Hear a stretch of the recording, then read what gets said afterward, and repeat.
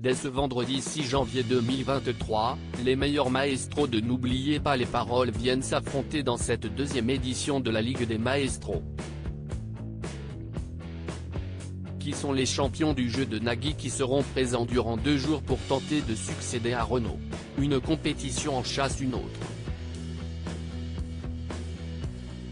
N'oubliez pas les paroles n'en finit plus de créer de nouvelles versions. Outre les primes événementielles avec des célébrités ou des enfants, plusieurs compétitions ont été déclinées en 15 ans d'existence. Cela fait plusieurs années que les plus grands maestros s'affrontent en solitaire durant les Masters, compétition de plusieurs semaines qui vise à élire le meilleur d'entre eux chaque année. Depuis 2019, les champions du jeu jouent en équipe dans le tournoi des maestros.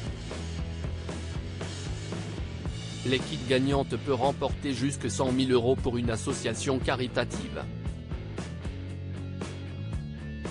La Ligue des Maestros 2023, les 10 meilleurs maestros de N'oubliez pas les paroles au rendez-vous. Il s'agit là d'une grande nouveauté car, pour la première édition en 2022, il n'était que 5 maestros à s'affronter les uns contre les autres. C'est finalement Renaud qui a remporté la première ligue.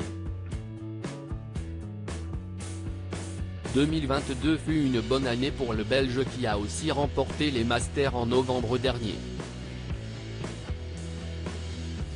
Cette année, ce sont donc 10 maestros qui ont été invités par Nagui pour tenter de gagner le plus d'argent possible pour une association.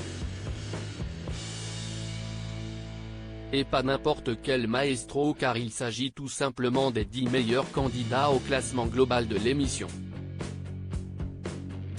Les téléspectateurs de France 2 pourront ainsi retrouver dans l'ordre du classement Margot, l'actuelle recordwoman de l'émission, Caroline, Kevin, Renaud, Jennifer, Hervé, Christopher, Jérémy, Caroline et Maureen.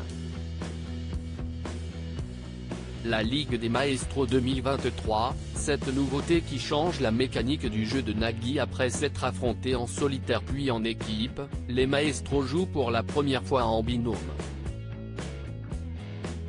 Et les duos n'ont pas été constitués au hasard, mais en respectant l'ordre du classement. Margot sera ainsi en binôme avec Hervé, Caroline, deuxième, avec Christopher, Kevin avec Jérémy, Renaud avec Caroline, 9e, et enfin Jennifer avec Maureen. La mécanique reste inchangée par rapport à l'année dernière. Les 5 binômes se rencontrent tous et celui avec le plus de victoires remporte la compétition et succède ainsi à Renaud. À lire aussi Je peux vous adresser la parole ? Nagui se fait rembarrer par une candidate de N'oubliez pas les paroles, l'animateur n'en revient pas.